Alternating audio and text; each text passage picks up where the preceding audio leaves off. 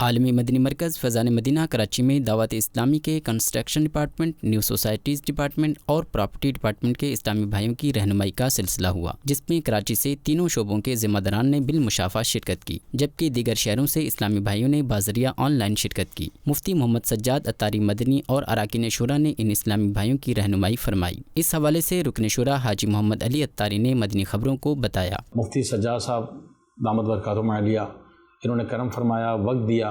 مفتی صاحب نے زبردست رہنمائی فرمائی اور شرعی طور پر ایک مدنی پھول دیے کہ امانت کیسے پوری کی جائے اور ہماری ذمہ داری کیسے پوری کی جائے، وقف کی چیزیں ہیں اس کی احتیاط کیسے کی جائے۔ ماشاءاللہ اسلامی بھائی شریک تھے، آن لائن بھی تھے۔